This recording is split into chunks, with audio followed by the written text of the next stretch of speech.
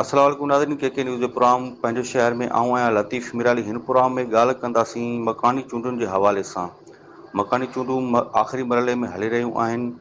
शहर कंदकोट शहर 16 वार्डनि ते मुश्तमिल आहे। मुख़्तलिफ़ सियासी पार्टियुनि सां तालुक़ु रखंदड़ हिसो वठी रहिया आहिनि। वार्ड नंबर 13 ते आज़ाद उम्मीदवार तौरु अकबर अली मीराणी हिसो वठी रहियो आहे। अकबर अली मीराणी जो तालुक़ु ग़रीब घराणे सां आहे ऐं नौजवान सां ॻाल्हि ॿोल कंदासीं।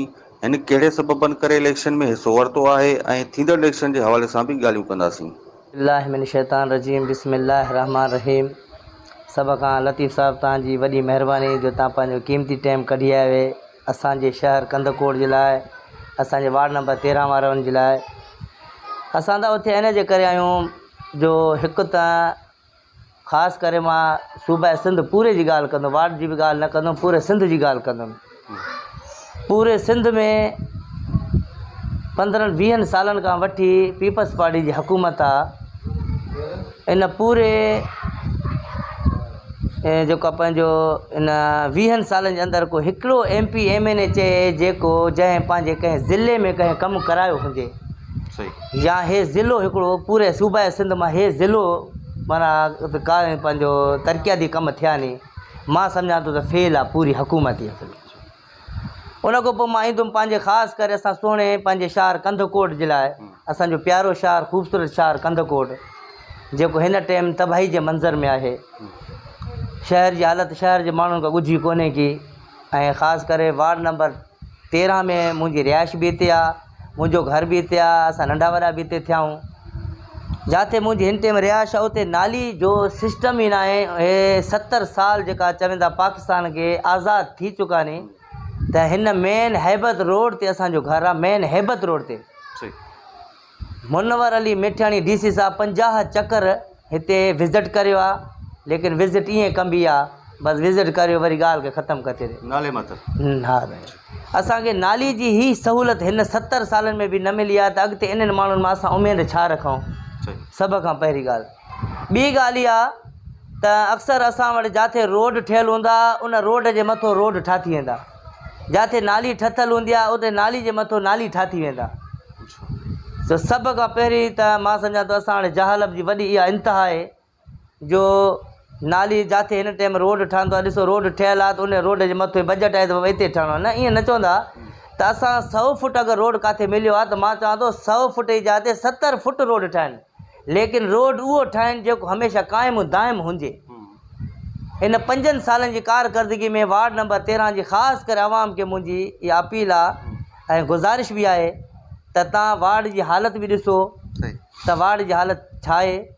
ऐं मां सम्झां थो कमु त शायदि इहे 5 साल जेकी गुज़िरियल इलेक्शन हुई 2018 वारे पंहिंजो 2017 में जेकी थी आहे, त उन खां पोइ शायदि तव्हां वटि को नुमाइंदो आयो आहे या इहे के माण्हू आया नी तव्हांजा कमकार या ॻाल्हियुनि जे हिसाब सां। मां सम्झां थो कोई बि हिन टाइम ताईं किथे बि मां सम्झां थो कमु को थियो कोन्हे जो चऊं था हे कमु जो क़ाइमु दाइम बीठो आहे, कमु न थियो आहे किथे बि।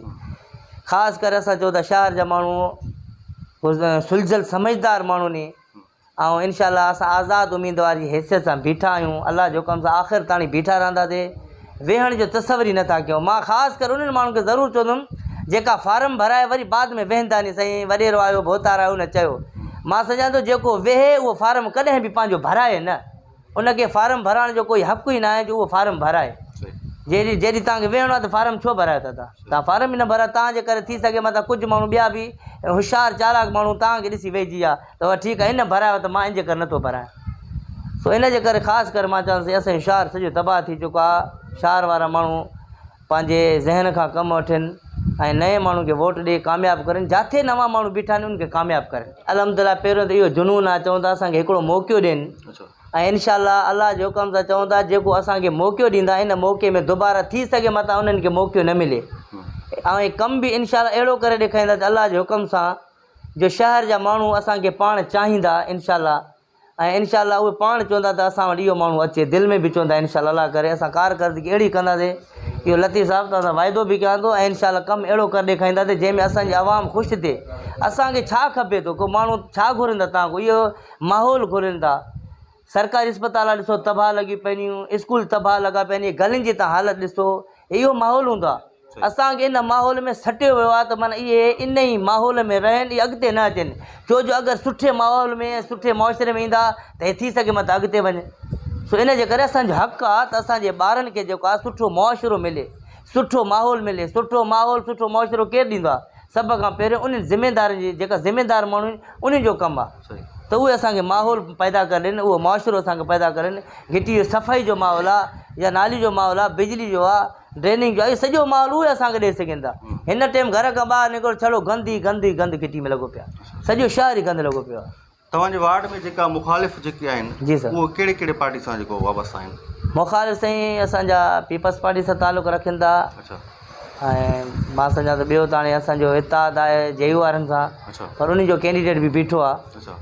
ऐं असां सम्झूं था त शायदि पोइ तव्हां छा जो जेको आहे सो इत्तेहाद जेको चओ था JUI साईं, जी तव्हां उन JUI वारे जी हिमायत में वेंदव या JUI वारो तव्हांजे हिमायत में वेंदो? इहो मां सम्झां थो त JU वारा शुरू खां वठी अचनि था, असांखे हिकिड़ो मौक़ो ॾियनि, सही इंशाअल्लाह ताला उन जी इज़त बि कराईंदासीं। ऐं शायदि अॻिते हली इहे माण्हू फ़ख़्रु बि कंदा त असां वाक़ई जंहिं माण्हू जे मथां एतमाद कयोसीं उहो वाक़ई माण्हू असांजो कमु वारो निकितो। असांजे मथां हिकिड़ो दफ़ो एतमाद करनि ऐं असां बि जमीयत जा साईं, असां खुलियल ऐलान करे अॻ में बि चयूं त असां जमीयत जा आहियूं। पोइ ईअं न आहे जो जमीयत जो जेको आहे त उनखे आज़ादु जेको आहे पंहिंजो विढ़ण जो हक़ु न आहे, हक़ु आहे असांखे, पर जे असांखे टिकेट JUI जी ॾिन। असां हाफ़िज़ साहिब सां बि राब्तो कयोसीं, जंहिंमें कारी शफ़ी साहिबु आहे उनजो, उन सां बि असां राब्तो कयो त असांखे आसिरे में रखियऊं, पोइ असांखे टिकेट न ॾिनो, इन जे करे असां बीह रहियासीं। जी माना तव्हां चओ था JUI सां इत्तेहाद आहे? जी इत्तेहाद त ईअं थींदो आहे, इत्तेहाद में तव्हां जेकॾहिं उहो जेके तव्हांखे चए थो तव्हां वियो, तव्हां उन सां गॾु इत्तेहाद कंदव, उन सां गॾु जेको आहे मदद कंदव उनखे खटाइण में, या JUI वारा तव्हांजे हक़ में वेहनि था, उहे तव्हांजी हिमायत कनि था, त इहो छा था सम्झो? तव्हां वेंदो या उहो वेंदा तव्हांजे हक़ में? साईं मां त इहा शइ चवां थो त अगरि JU वारा असांजे हक़ में वेहनि त बहितरु आहे। छो जो असांजी पंहिंजा हिते वोट बि अलहमदिल्ला असांजा पंहिंजा 600-700 वोट असांजा पंहिंजा निकिता आहिनि, मीराणी जा साईं। उन खां पोइ अलाह तव्हांखे नेकी ॾिए, काफ़ी दोस्त आहिनि जेका असांजा नाला उन जा मां न खणंदुमि, छो जो काफ़ी प्रॉब्लम थींदा नी। इहे इन्हनि खे असां गुमनाम हीरो चवंदासीं, जेका असांजी अंदरूनी इंशाअल्लाह। जी सर, सपोर्ट में। अच्छा, ॿियनि क़ौमनि जा आहिनि? जी जी। अच्छा, मुख़्तलिफ़ मसलन कहिड़े कहिड़े क़ौमनि जा थोरो वज़ाहत करे छॾियो। वज़ाहत हाणे हिते क़बाइली इलाइक़ो आहे, तव्हांखे ख़बर आहे त कहिड़ी कहिड़ी क़ौमनि जा मां नाला खणां, नाला खणणु मुनासिबु न आहे।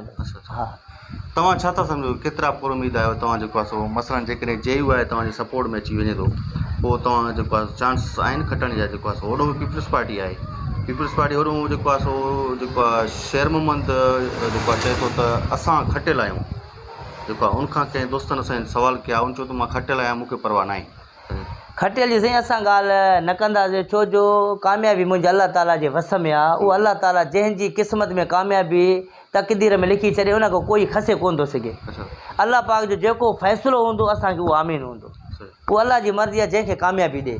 बाक़ी माण्हुनि जे साम्हूं आहे कारकर्दगी कंहिंजी छा आहे कंहिंजी छा आहे, मां सम्झां थो माण्हू पाण ई सोचनि था। तव्हां हाणे आख़िरी सुवालु कंदुसि इहो त जेको आहे सो तव्हां अलाह कंदो इलेक्शन में कामयाबु थींदा इंशाअल्लाह, त पोइ हितां जो वार्ड जे अवाम लाइ छा करे सघो था तव्हां जेको आहे सो उन लाइ? वार्ड जे अवाम जे लाइ असां सभ खां पहिरियों त इंशाअल्लाह वॾे में वॾी असां कोशिशि कंदासीं त साफ़ु सुथिरो माहौल हिते रखंदासीं, सफ़ाई जो बहितरीनु निज़ाम रखंदासीं। ऐं उनजे लाइ जेका प्लान असां ठाता आहियूं उहे कामयाबु थियण खां पोइ इंशाअल्लाह असां शो कंदासीं। ऐं तब्दीली इंशाअल्लाह जो कम सां ईंदी, ऐं अहिड़ी तब्दीली ईंदी शायदि मां सम्झां थो वार्ड नंबर 13 वारा अॻिते इन इंतज़ार में हूंदा त शायदि असांखे बि अहिड़ी तब्दीली खपे।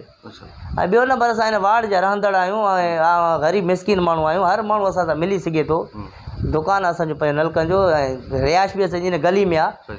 पोइ ईअं न आहे जो मां इस्लामाबाद रहंदो आहियां या कराची रहंदो आहियां, मुंहिंजी रिहाइश हिते आहे। हर माण्हू मूंसां जहिड़े टाइम चाहे मिली सघे थो, कहिड़े टाइम बि राब्तो करे सघे थो, हिन में हा प्रॉब्लम न आहे। तव्हां पंहिंजे वार्ड वारनि लाइ छा मैसेज ॾियणु चाहियो था? वार्ड वारनि लाइ मुंहिंजो ख़ासि करे मैसेज इहो हूंदो त पूरो जेको आहे पंहिंजो अपील था कयूं असां दोस्तनि खे त वोट ॾेई असांखे कामयाबु कयो। नवां माण्हू आहियूं, इंशाअल्लाह तव्हांजे लाइ असां बीठा आहियूं। दादा असां चऊं था तव्हांजे लाइ काफ़ी अहिड़ा माण्हू आहिनि जेका असांजे वार्ड नंबर 13 में छा कंदकोट शहर में सोशल वर्कर माण्हू जेका आहिनि असांजा कमु करणु चाहिनि था, लेकिन उहे कमु करनि इन जे करे नथा छो जो उनखे न सपोर्ट काई बि नथी मिले। काफ़ी अहिड़ा माण्हू आहिनि जेका असांजे शहर खे ख़ूबसूरत बणाइणु चाहिनि था, लेकिन उनखे सपोर्ट कोन थी मिले। ऐं इनशाला मां दोस्तनि खे चवां थो तव्हां सॼा गॾिजी करे सपोर्ट कयो। इनशाला हिकिड़ी पंहिंजी बहितर टीम ठाहींदासीं जंहिंमें तव्हां ऐं असांजो नालो इनशाला सुठो लॻंदो इनशाला।